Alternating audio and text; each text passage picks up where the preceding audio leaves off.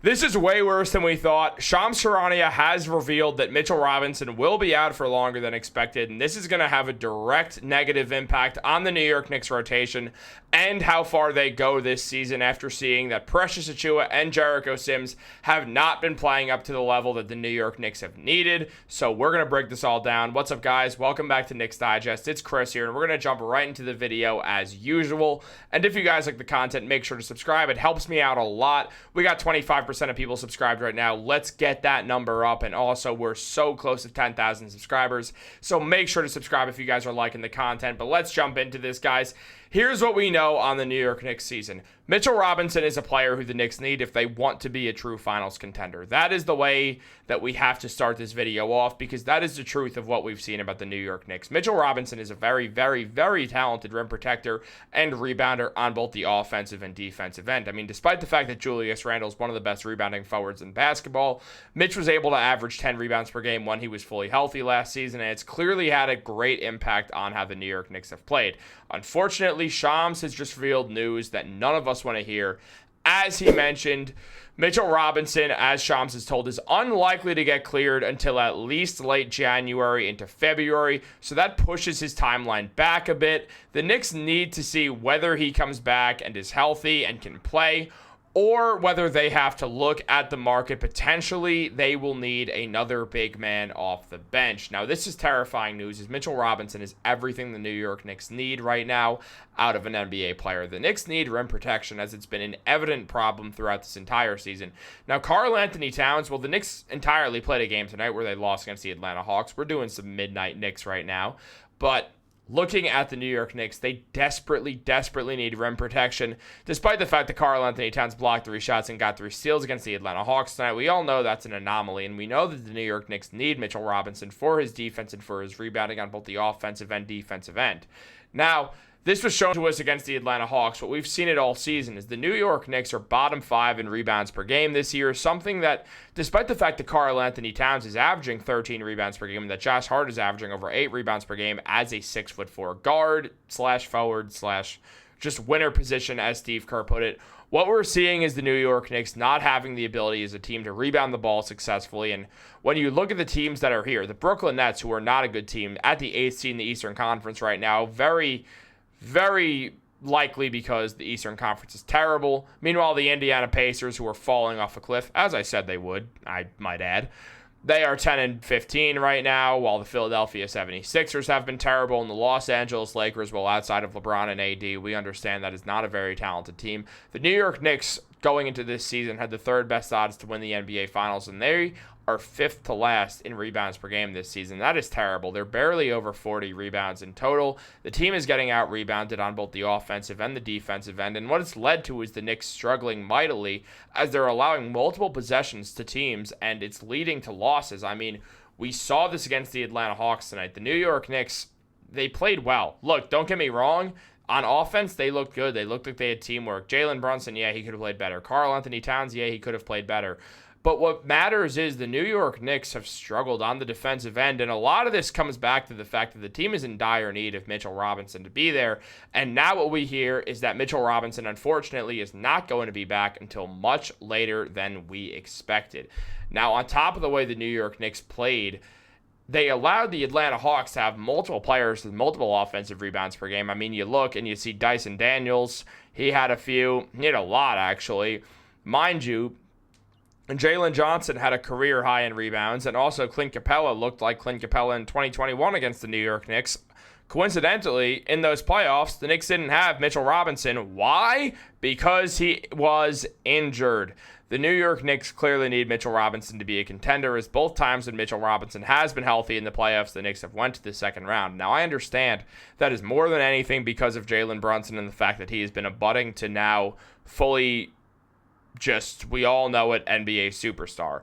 Jalen Brunson has been phenomenal for the New York Knicks, and he is the true reason why the Knicks go anywhere they go. But at the same time, we have seen Mitchell Robinson been a vital part of this team, and when he is not here, Clint Capela looks like an absolute NBA All-Star, Whereas compared to when Mitchell Robinson's here, Clint Capela looks like he's a 45-year-old playing against a 25-year-old when they do the same thing.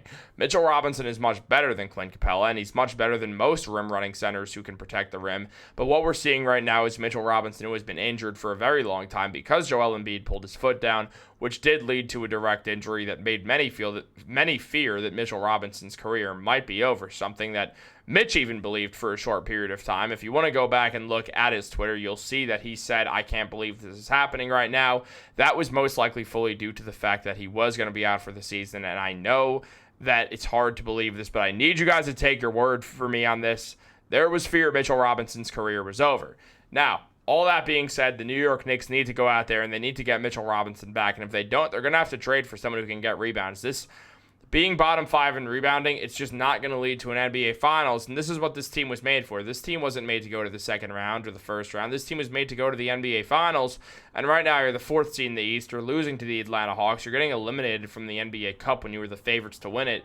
It's just not a good look for the New York Knicks, and it's really not a good look for Tom Thibodeau. I mean, we've seen this New York Knicks team struggle not only defensively, but on the rebounding end, something that Tom Thibodeau teams rarely do. And I understand that missing Mitchell Robinson is a massive part of this, but at the same time, you are the head coach of this team. You should be trying to figure this out in one way or another. And I understand that Karl-Anthony Towns and Josh Hart are fully living up to their expectations. And maybe guys like Precious Achiuwa and Jericho Sims just cannot hang. But if that's the problem, I mean, you have to go to the front office and inform them of that, because the Knicks can't keep dropping games. When you're playing the Knicks so many minutes. I mean, look, this is one of the lower minutes per game that each guy has had, and they're all still in the higher 30s. I mean, this is not a good look for the team, Tom. You cannot be running an 8-man rotation. It's not sustainable throughout an entire season. And right now, that's what we're seeing, is that outside of Deuce McBride being the main guy off the bench, and I'm happy that Tibbs played Precious Achiuwa in 19 minutes. Now, look, I went to the Knicks game tonight. I really wanted to see them win when I was there. But at the same time, I get it's a regular season game. I get the NBA Cup doesn't really matter that much. But I'm happy Tibbs played the bench a little bit more than usual. But still, I want a 9-man rotation. I mean, these games, they don't matter. I mean, I understand winning the NBA Cup would be cool. Dariel actually really talked me into wanting the Knicks to win the NBA Cup, but frankly, I don't really care that much. What I care about is how far the Knicks go in the playoffs, and if Tibbs keeps playing Mikal Bridges to a point where playing 38 minutes in a night is a low amount, that's going to concern me, and I'm afraid that Tom Thibodeau is going to burn these guys out, while at the same time, the Knicks don't have the proper rim protection, and that's what's causing them to lose games, not because, Mikal Bridges went 1 for 5 from 3. No, the problem is the New York Knicks don't have rim protection, and that'll solve itself outside of the fact that the Knicks also desperately need rebounding, something that Mitchell Robinson also solves for the team. 90%, and I'm not going to say 100%, but 90% of the New York Knicks problems get solved by Mitchell Robinson. But now the hope is that Mitchell Robinson is going to be able to come back and still be Mitchell Robinson. Now, when he was healthy last season, we saw Mitchell Robinson average 10.3 rebounds per game with 6.2 points and 1.5 steals, along with 1.5 blocks per game in those 21 games before he suffered an injury and was never healthy again for the rest of the season. Then Joel Embiid goes down and injures Mitchell Robinson. It was a very clear thing what Joel Embiid did. It wasn't hard to read. It was obvious what happened. And since then, Mitchell Robinson has not played a game. Now, that was a scumbag move by Joel Embiid, especially for someone who knows what it's like to deal with career-long injuries. So really not cool by him, considering he could have had the empathy for it, but decided not to. There's nothing you can do about that. The situation's over and done with. However, Mitchell Robinson now, the Knicks need him to come back, and they need him to still be the same Mitchell Robinson as he was before both foot stress fractures. They need him to go out there. They need him to be doing that dirty work on the defensive and offensive end for rebounds. They need him to be that rim protector, and the fear is, what if he doesn't come back the same player? Now, look, Mitchell Robinson is my favorite player on the New York Knicks, and I fully am going to give him every benefit of the doubt when he comes back throughout the playoffs, because Mitch has earned that thus far with the New York Knicks. Every time Mitch has been out on the floor since the Knicks drafted him, the team has looked like a better team. So Mitchell Robinson deserves every chance to show us that he still is just that positive impact player that we know Mitchell Robinson can be. Here's the fear, what if he doesn't? Let's play the outlier game of what if he's injured. The Knicks are going to have to go out there and they're going to have to figure out a trade. Now, I think that trade should be for Nick Richards, though given Leon Rose will probably figure out his own plan. Maybe that is Nick Richards. I don't know. But regardless, the Knicks are going to have to figure out a way to replace Mitchell Robinson, as Mitch is going to be on the trade market next season. The Knicks probably have no plans of re-signing Mitchell Robinson next year, as he's the one player left on the team that Leon Rose did not acquire. Now, Mitch has one more year guaranteed on his deal, a deal that Leon Rose did re-sign him to, I might add. But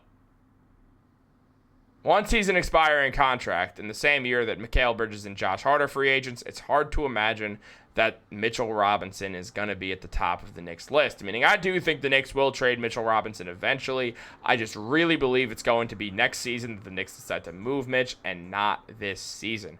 However, the Knicks are going to need to know if Mitchell Robinson can be the guy to protect the rim and get them the rebounds they need to be a finals contender. This team has a 4-year window with the fact that the way most of their stars, Brunson, OG, Karl Anthony Towns, the objective 3 best players on the Knicks this season, they're all signed until 2029.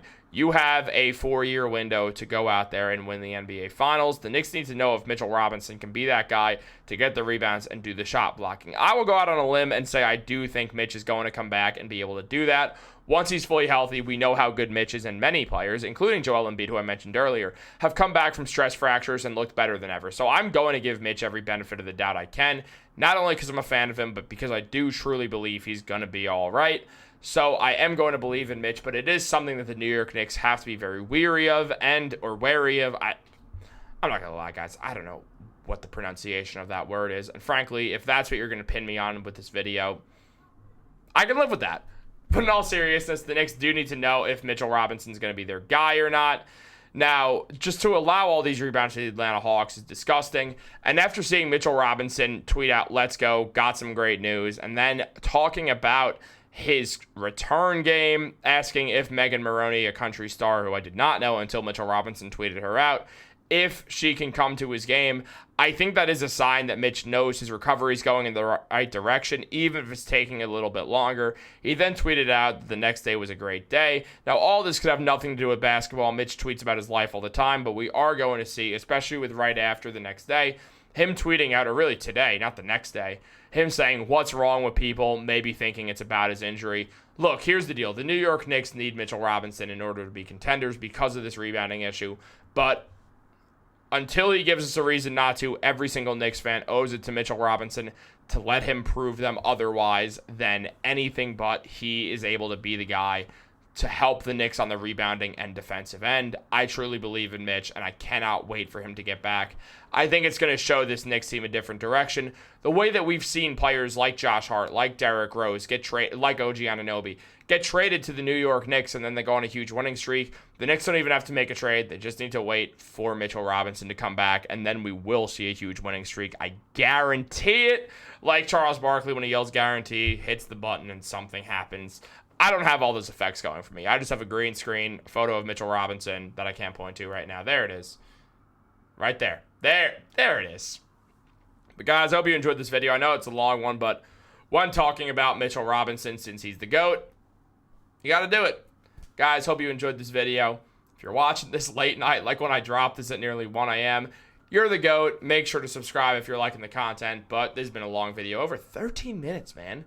These are like Dariel length videos. But have a great day. Go Knicks. Also, that wasn't shade at Dariel, obviously. He's my homie.